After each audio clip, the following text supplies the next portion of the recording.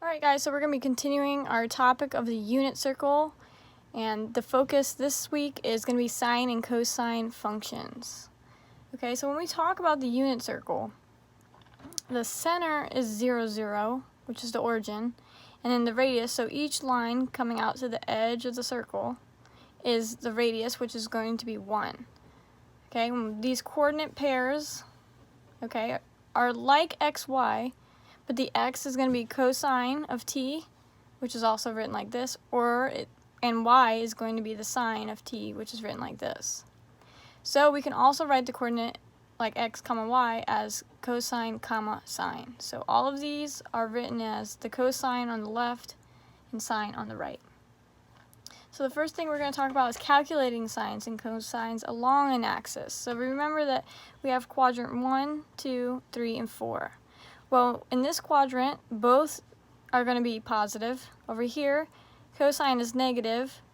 Here, they're both negative, and then over here, only sine is negative. So that's very important to remember this right here. This is something that you guys need to remember.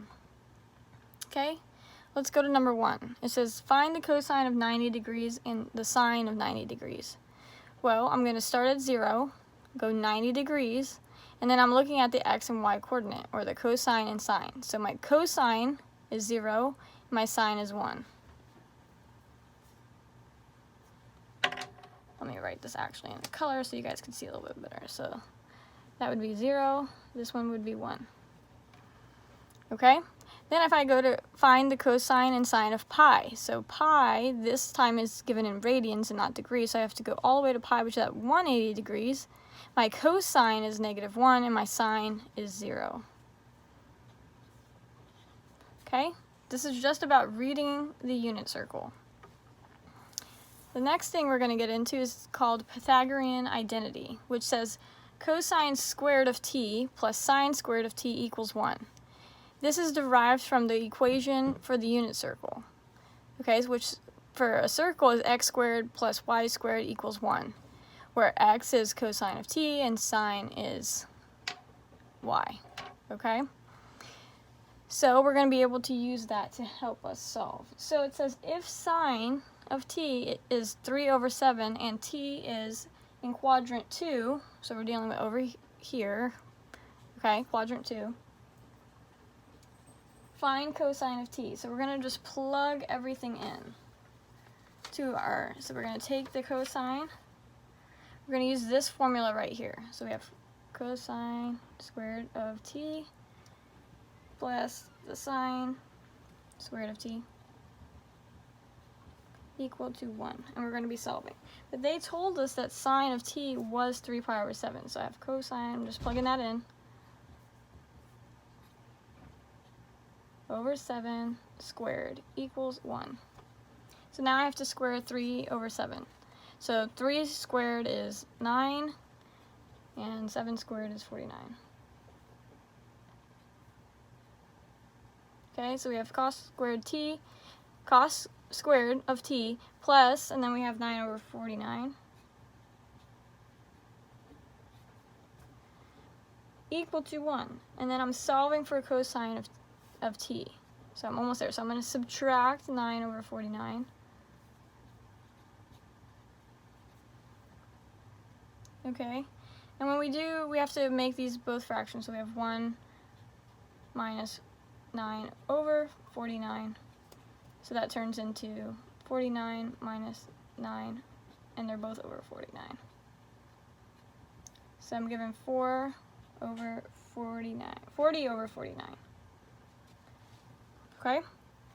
So I have cosine squared t is equal to 40/49.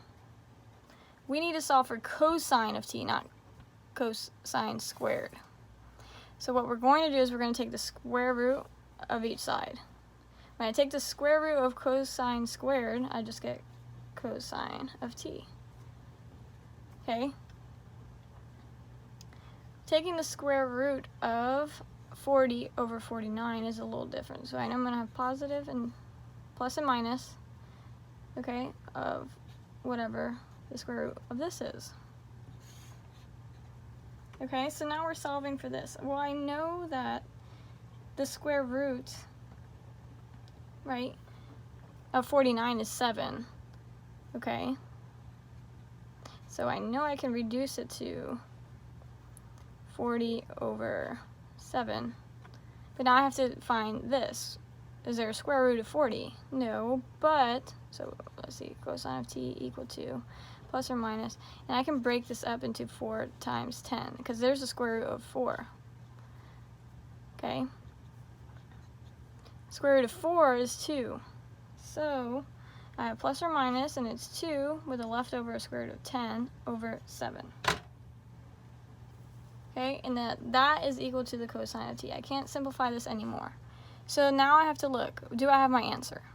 Well, yeah, I found cosine of t, but now it said it was in quadrant 2. Well, quadrant 2, right, was a negative cosine and positive sine. Well, we have cosine, and we have a positive and a negative. If the quadrant 2 is supposed to be negative cosine, so I just take the negative version of this. So cos of t equals,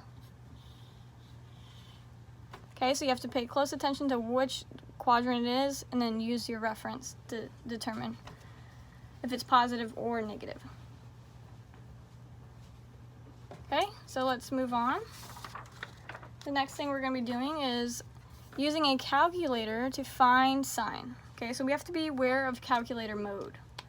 So we're going to be evaluating different sines and cosines. Let me put this on here so you guys can see a little better. Okay, so I'm going to take my calculator, okay, and this button right here, this means degree, okay, so right now I have it in degree mode, okay, DEG, degree mode. Let me see if I can put it down. Can't really see. Let me see if I zoom. Right there it says DEG. You can change this mode to radians. So if we're dealing with radians, we need to be in radian mode. If we're dealing with degree, we need to be in degree mode. Okay? So I'm going to show you 2 ways. You can use the unit circle and the calculator to solve these. So if we're using the calculator, right, I have radians here, okay, and I have degree down here. So I need to go in radians mode first, so I put it in radians. Okay, and then it says the cosine of 5 pi divided by 3. So I close the parentheses, and it tells me 0.5. Okay, now I need to do the sine, so I hit sine, and make sure I'm still in radians, 5 pi divided by 3, close the parenthesis. Gives me negative 0.866, okay?